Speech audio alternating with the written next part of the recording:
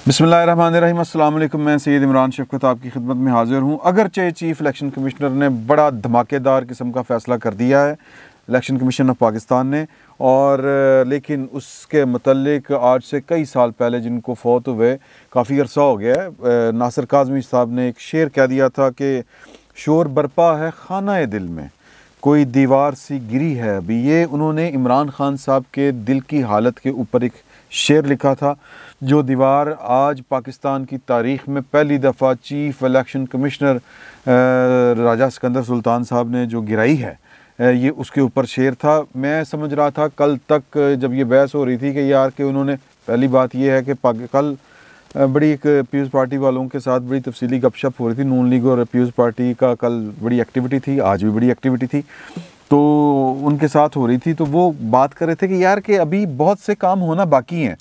हवाले दे रहे थे वो इंडियन इलेक्शन कमीशन के कि जहाँ पे एक हाज़र सर्विस ब्यूरो क्रिएट जो होता है, यहाँ पे तो चीफ़ इलेक्शन कमिश्नर एक आइनी ओहदा है और इसको प्रोटेक्शन पाकिस्तान के दस्तूर की या कोई नौकरी से नहीं निकाल सकता, कोई प्रिविलेजेस पर्क्स नहीं छीन सकता।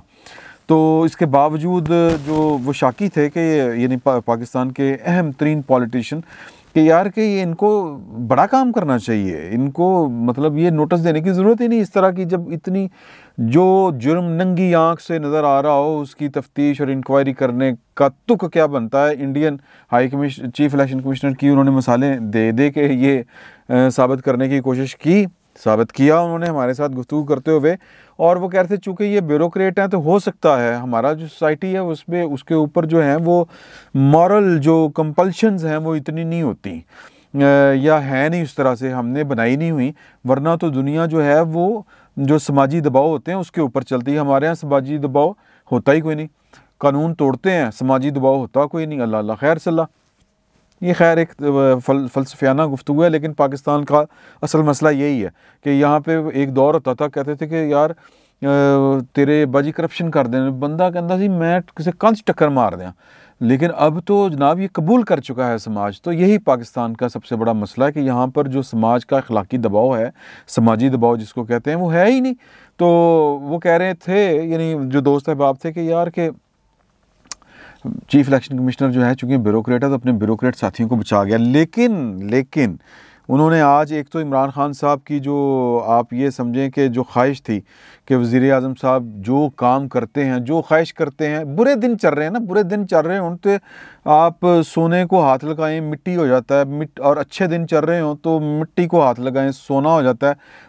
यानी पारस वाला जो खेल है ना, वो मैं आपको बता रहा हूँ कि पारस को जो चीज़ छू जाए वो सोना हो जाती है। तो पाकिस्तान की सियासत में इसी तरह ही होता है कि एक बंदा इतना पॉपुलर होता है कि जनाब के उसको यूँ लगता है कि वो जो काम करेगा वो ठीक हो जाएगा, लेकिन फिर इस तरह भी होता है कि आप जो काम जिस पे हाथ रखते हैं वो उल्टा हो जाता है। इमरान खान साहब ने कहा चीफ़ इलेक्शन कमिश्नर को, उनकी पार्टी को, हाँ जी 20 हल्के अंदर वाला थे, आप इनको जो है वो वहाँ पे रीपोलिंग करवा लें और छोड़ो मिट्टी पाओ इंक्वायरी को।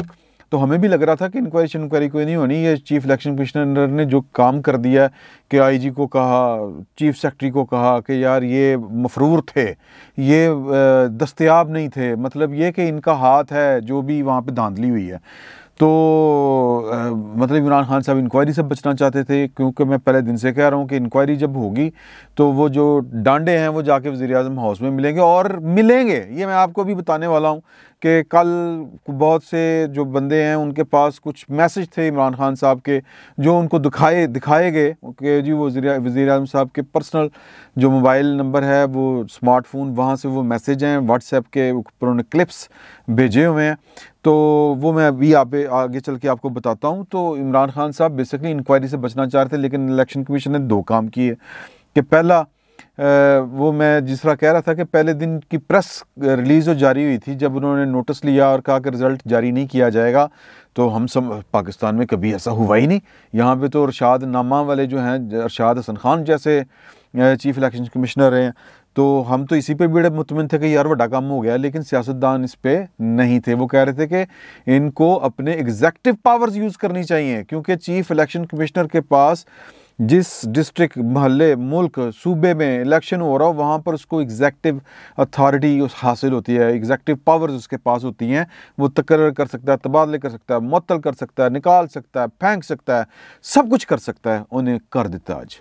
कल तक हम कह रहे थे कि यार के ये पता नहीं अब वो क्या रीपोल ही करा देते, बड़ी गल है पूरे हल्के में। उन्होंने इमरान खान साहब की ख्वाहिश की दुम के ऊपर पाँव रखा और 20 हल्कों की बजाय पूरा इलेक्शन दोबारा 18 मार्च को होगा पूरे का पूरा हल्के में अंदर।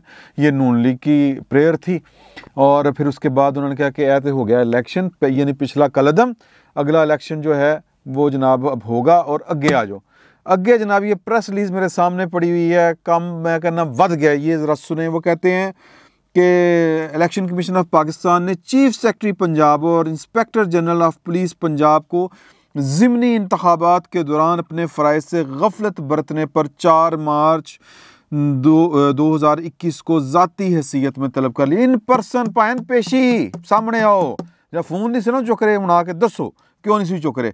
इलेक्शन कमीशन ने कमिश्नर गुजरांवाला डिवीज़न और आरपीओ गुजरांवाला रेंज को उनके मौजूदा ओहदों से तब्दील करके गुजरांवाला डिवीज़न से बाहर भेजने का हुक्म जारी कर दिया है, हिदायत दे दी है। ठीक है जी। और फिर है कि इलेक्शन कमीशन ने एस्टैब्लिशमेंट डिवीज़न को हुक्म दिया है कि deputy commissioner Sialkot, district police DPO यानी कि जो है सियालकोट और असिस्टेंट कमिश्नर डस्का को मुअत्तल किया जाए। ऐसे रख। फिर आया जी कि इलेक्शन कमीशन ने वफाकी हुकूमत और हुकूमत पंजाब को भी ये हुक्म दिया है कि Zeeshan Javed Lashari deputy commissioner Sialkot, Hassan Asad Alvi district police officer Sialkot, Asif Hussain assistant commissioner Daska, Zulfiqar Virk DSP Sambrial और मोहम्मद रमज़ान कंबोर डीएसपी डस्का को मुअत्तल किया जाए और इनको आइंदा के लिए किसी इलेक्शन ड्यूटी पर मामूर ना किया जाए। फ़ाइल ख़राब, मतलब वो जो होती है ना सर्विस बुक, आपकी सर्विस फ़ाइल वो ख़राब, कैरियर ख़राब, कैरियर ये मतलब पुख्तोर कहते हैं ना, और चुपो, ये वो वाला सीन है। और इन तमाम अफसरान के ख़िलाफ़ इलेक्शन कमीशन खुद इंक्वायरी करेगा या वफाकी हुकूमत या सूबाई हुकूमत को इंक्वायरी कराने का हुक्म देगा, जिसका फ़ैसला बाद में होगा। तो जनाब ये वो ख़दशा ये था कि चीफ़ इलेक्शन कमिश्नर चूँकि ब्यूरोक्रेट हैं और उसी कैडर से हैं तो अपने ज़रा जो हैं पेटी पर उनको के ऊपर हाथ थोला रखेंगे, लेकिन नो, उन्होंने मतलब यार कमाल कर दिया। मैं कहता हूँ पहले दिन से कह रहा था कि यार के चीफ़ इलेक्शन कमिश्नर के ऊपर तनकीद करने की बजाय उनके हाथ मजबूत करने चाहिए। ये मैंने पहले भी कहा था, एक धरना शारा दस्तूर पर सुप्रीम कोर्ट के बाहर भी देना चाहिए और एक जो कहते हैं कि सपोर्ट के लिए, एहतजाज के नहीं, सपोर्ट के लिए चीफ़ इलेक्शन कमिश्नर के दफ्तर के बाहर भी लोगों को जमा होना चाहिए कि और नारे लगाओ कि हम आपके साथ हैं। मतलब कोई तो पाकिस्तान में कभी तो दाग बेल पड़े, कोई तो बिस्मिल्लाह करे यार, पाकिस्तान में कोई दस्तूर कानून, और अल्लाह करे कि इसके पीछे कोई साजिश ना हो, अल्लाह करे ये कोई किसी के कहने के ऊपर के चुक दे काम चीफ इलेक्शन कमिश्नर इसी तरह पीछे हैं, ये वाला सीन ना हो। अल्लाह करे कि चीफ इलेक्शन कमिश्नर ने ये अपने दिल से और अपनी जिम्मेदारी पूरी की हो और पाकिस्तान में ये रिवाज पड़े यार। तो बहरहाल ये तो हो गया ये वाला सीन। अब होगा क्या कि वो मैंने पहले दिन भी कहा था कि ये जो आईजी साहब हैं और जो चीफ सेक्रेटरी साहब हैं, ये अपनी आखिरी पोस्ट होती है ना अपने डिपार्टमेंट में। आपने 30 साल नौकरी की है और ख्वाहिश होती है कि मेरा पुत्र तरक्की करके आईजी बने, चीफ सेक्रेटरी बने यार। और आपको क्या चाहिए था, क्या चाहिए था आपको? आपने मतलब इतनी बेईमानी या इतनी बुज़दिली कि आप अपने फ़र्ज़ से गाफिल, मतलब क्या सिस्टम है यार ये वाला। तो बहरहाल वो उन्होंने अपनी आकबत ख़राब की। वो कहते हैं ना असर के टाइम पे रोज़ा इन्होंने तोड़ा। और वो जो थे कि जी आरपीओ साहब और डीपीओ साहब और जनाब असिस्टेंट कमिश्नर साहब और डीएसपीज़, अब इनकी भी सर्विस फारिग। वो जो कैरियर था ना कि अब इनको इनकी फ़ाइल में ये रेड पेंसिल के साथ लिखा जाएगा कि ये नाअहल हैं, बेईमान हैं, प्रेशर नहीं ले सकते, ये जिम्मेदारी, ये अहल नहीं है, ये नाअहल हैं।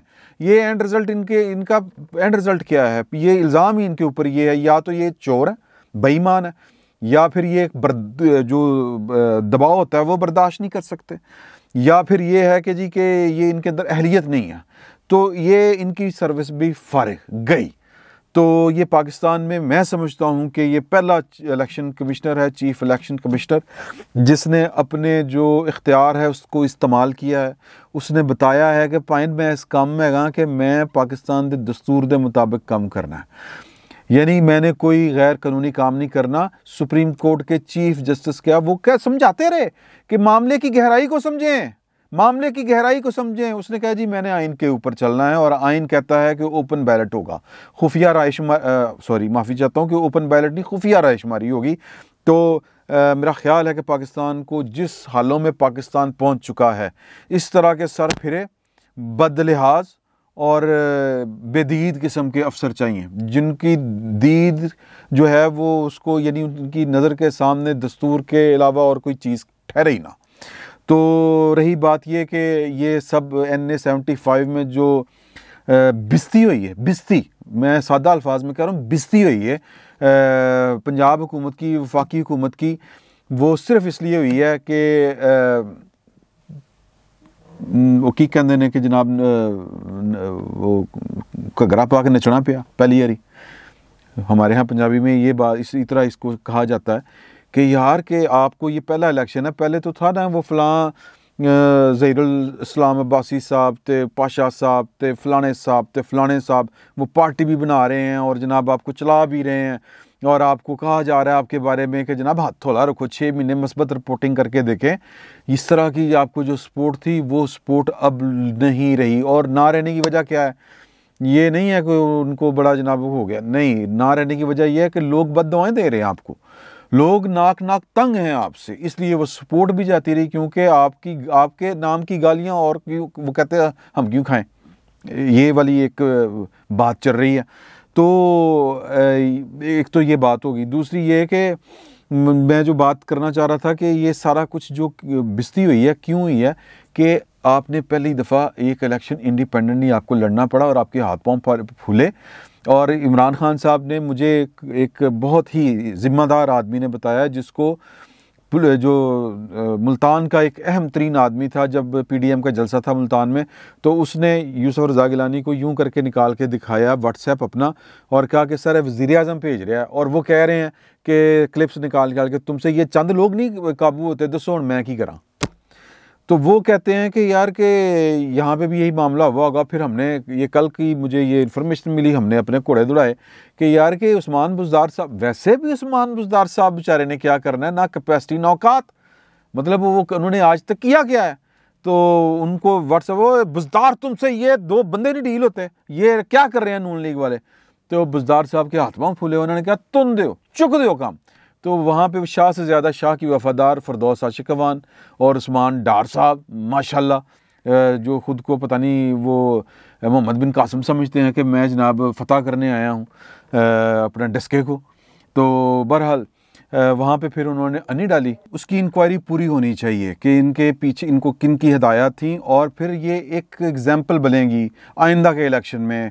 कोई चीफ सेक्रेटरी हो, कितना बड़ा अफसर हो, और वो कितना बड़ा कोई लीडर उसको कह रहा हो, कोई हुकूमती ओहदेदार दबाव डाल रहा हो, वो फिर इस तरह की हरकत नहीं करेगा। और ये तफ्तीश रुकनी नहीं चाहिए, तफ्तीश आखिरी बंदे तक जानी चाहिए कि इस लाकानूनियत और इलेक्शन चोरी करने का हुक्म किसने जारी किया था, उसको भी सज़ा मिलनी चाहिए। तब जाके पाकिस्तान के अंदर बेहतरी की कोई उम्मीद की किरण पैदा होगी। मैं ये नहीं कहता कि सब कुछ ठीक हो जाएगा, फिर जाके हम कहते हैं ना डायरेक्शन ठीक होगी हमारी, अदरवाइज़ तो ये इसी तरह ही होता रहेगा। और इस इलेक्शन का या इलेक्शन कमीशन के फैसले का दूसरा मतलब ये है कि पायन वो मजा नहीं रही। वो जो होता था ना कि पायन इलेक्शन रिजल्ट जारी करें आप, वो एक डंडा ऊपर होता था यूं करके हाथ में, तो वो जो डंडा है वो पीछे से हट गया हुआ है और खाली झंडा ही रह गया PTI दा। अल्लाह अल्लाह खैर सल्ला। फिल वक्त इतना ही, बहुत बहुत शुक्रिया आपका।